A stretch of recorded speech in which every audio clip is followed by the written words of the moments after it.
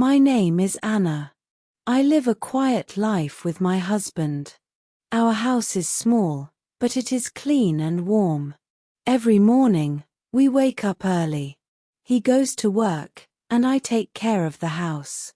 Our days are simple and calm. My husband is a good man. He works hard every day. He does not complain. In the evening, he comes home tired, but he always smiles at me.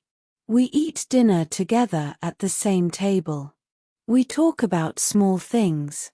Sometimes, we laugh. Sometimes, we sit in silence. Our life is peaceful. I feel safe with him. I know he loves me. He never hurts me. He never shouts. He always tries his best. But inside me, something feels missing. When I clean the house, I think. When I cook food, I think. When I sit alone, I think. I look at our simple furniture. I look at our old things. I look at my life. It is not bad. It is not painful. But it is not enough for me. I do not say anything to my husband.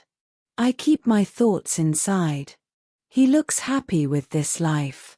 He feels content. But I don't. Something inside me wanted more.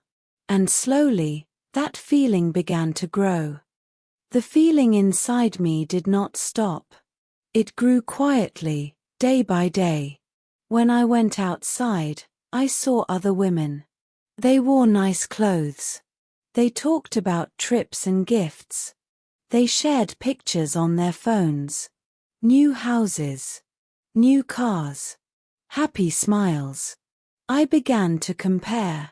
I looked at my life and then at theirs. I told myself not to think too much, but my mind did not listen. Their lives looked bright and exciting. Mine looked small and slow. One day, my friend showed me a gift from her husband. It was expensive. She smiled proudly. I smiled back, but my heart felt heavy. At night, my husband talked about his work. He was tired, but calm. He said he was happy. He said our life was good. I nodded and listened. I did not tell him what I felt. I did not want to hurt him. I did not want to sound ungrateful. So I stayed quiet. But inside me, the feeling grew stronger. I wanted nicer things. I wanted a different life. My husband felt content with what we had. But I was no longer content. And slowly, a distance began to form. Not in our home, but in my heart. One evening, while we were having dinner, I finally spoke. Maybe we should buy some new things, I said softly. A new sofa. Better clothes. Maybe a bigger house one day. My husband looked at me and listened carefully. He did not get angry. He did not raise his voice. We can try, he said. But money is not easy. I already work as much as I can. I nodded, but I did not feel satisfied. The next week, I asked again. And then again.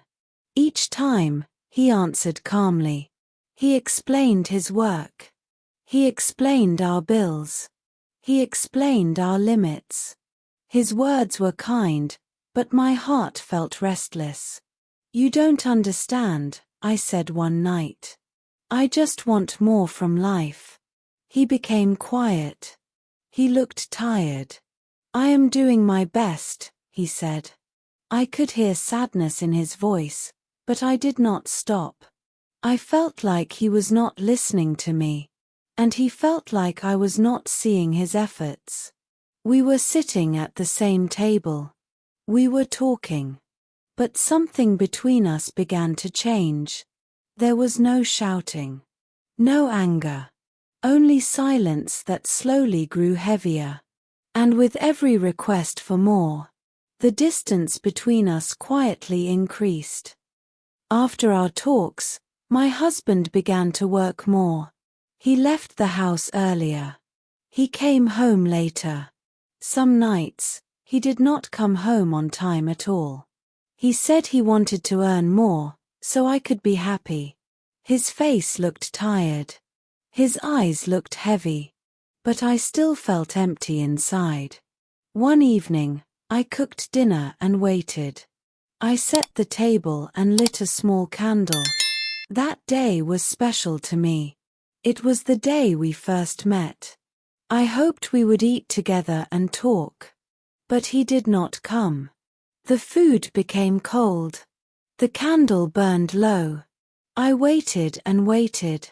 When he finally came home, it was very late. He looked exhausted. "I'm sorry," he said quietly. "Work took longer today. Something inside me broke." "You are never here anymore," I said. "You care more about money than me." He looked at me in shock. "That's not true," he said softly. "I am doing this for us." But I was angry and hurt. "If this is our life," I said, "then maybe it's not enough for me." The words left my mouth before I could stop them. He said nothing. He just looked down. And in that moment, I felt the warmth between us slowly disappear. After that night, our house felt different. My husband still went to work. He still paid the bills. He still tried to give me the things I asked for. We bought some new furniture. I bought better clothes. Life looked better from the outside. But inside the house, everything felt cold. We stopped talking like before. We stopped laughing. We stopped sharing our days. He came home and sat quietly. He ate his food without saying much. He no longer smiled easily. His eyes were tired, but not only from work. I noticed the silence. In the past, silence felt peaceful. Now, it felt heavy. One evening, I sat on the sofa with my new things around me. The house looked nicer. But I felt lonely. I wanted to talk to my husband, but I did not know how. I missed his warm smile. I missed his simple jokes. I missed feeling close to him. I realized something painful. I asked for more money. I asked for more things. And slowly, I lost something very important. I had more around me. But I had less between us.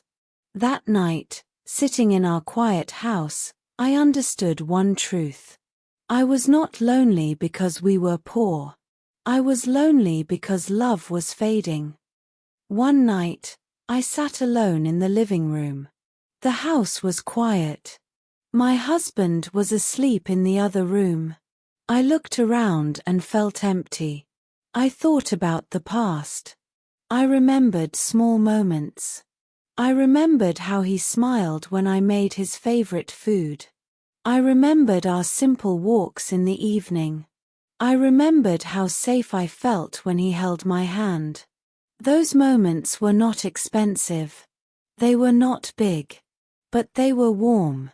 I looked at the new things in the house. They were nice, but they did not make me happy. They did not talk to me.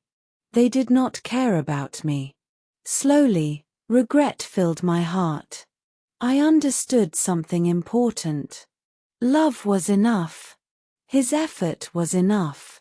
Our simple life was enough. I wanted more, and I forgot to be thankful. I forgot to see his love. I forgot to protect what we had. Tears came to my eyes. I did not want more money anymore. I did not want more things. I just wanted my husband back. The next morning, I woke up early. The house was quiet. My husband was already awake, sitting alone at the table. He looked surprised when he saw me. I sat beside him. "I am sorry," I said softly. "I hurt you. I forgot what really matters." He looked at me, silent for a moment. Then he nodded slowly. I only wanted us to be happy, he said. I know, I replied. And I was happy. I just didn't see it. That day, we talked honestly for the first time in a long while. We spoke about our fears, our tired hearts, and our love. It was not easy, but it felt real. Nothing magical happened. We did not become rich. Our house did not change. But something inside us changed. I learned an important lesson. When we always want more, we stop seeing what we already have. I had love. I had safety. I had a good man beside me. And I almost lost everything because I forgot to be thankful. Now, I understand. Sometimes, wanting more makes us lose everything. And sometimes, being grateful brings everything back. That lesson stayed with me. And I will never forget it again. Have you ever felt unhappy even when life was peaceful? What do you think truly matters in a relationship?